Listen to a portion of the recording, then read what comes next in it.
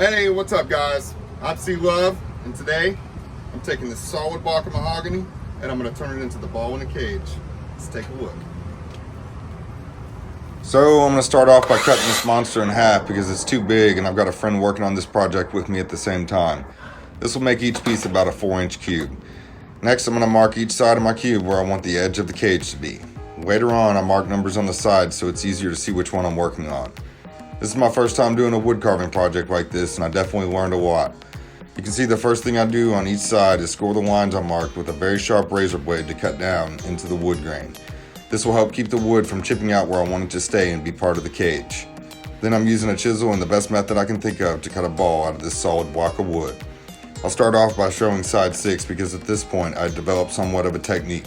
I know this is going kind of fast, but I will show what I'm doing on every side so you will see it several times. You can see I'm pretty much constantly moving around, not spending too much time in one spot. This becomes extremely important later on in the project, and I've got a bonus for you there also. Here's side number 5, and I'm going to go ahead and show you what happens if you get too excited or get too much in a hurry. I overshot and broke off a piece of the cage right here. I saved this piece because I wanted to put it back in later, but I decided not to.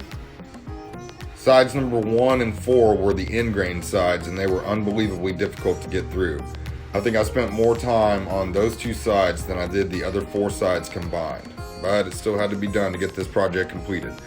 I figured it would be easiest to chisel down all but one side and get everything else as round and smooth as possible before breaking the ball free from the cage and then taking on the last side. This way I can clamp the cage for as long as possible and the ball would still be held in place. I think this was definitely a good idea and it worked out well for me.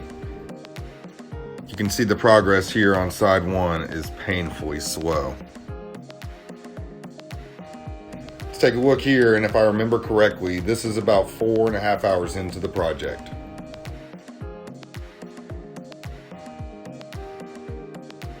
I'm gonna go ahead and start zooming through here. At this point I've sharpened my chisel a couple times. I'm feeling pretty good. I want to get this thing done, but it's becoming pretty obvious that I'm going to be here for a pretty long time.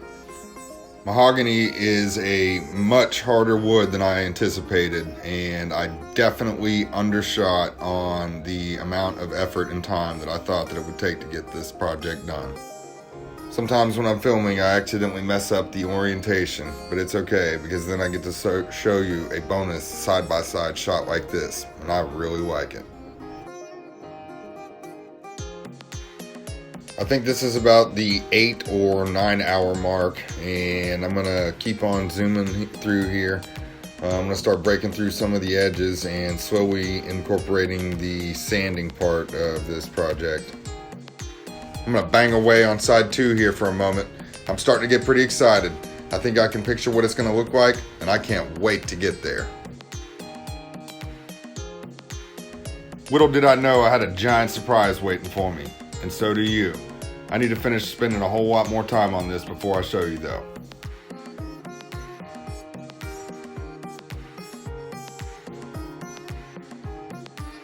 Here we are about the 12-hour mark with some side-by-side shots of our progress. And I really need a new shop light, so I'm going to go ahead and show that to you guys right now. I really didn't like the way the video looked when I was reviewing my shots that I had already captured, so hopefully this lighting is quite a whole lot better and makes a difference for you guys. Side number 1 has been pretty severely neglected the entirety of this project, so it's time to catch up. The progress is still painfully slow, as you can see, but it also needs to be done. So I'm committed to getting it done, and I'm going to do whatever it takes to make it happen.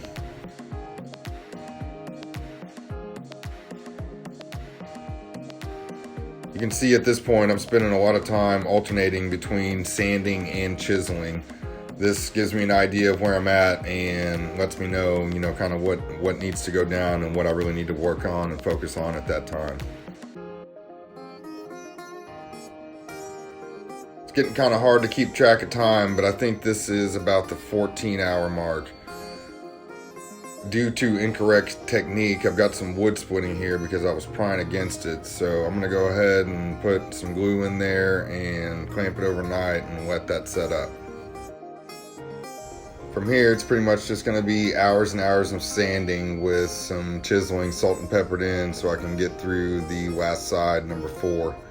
I had to get pretty creative with some of my sanding techniques. I was using 80 grit the entire time until it was time to smooth it down at the end.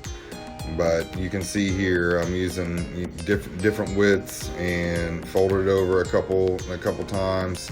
And again, I'm constantly moving around to make sure and not flatten out one side of the ball too much.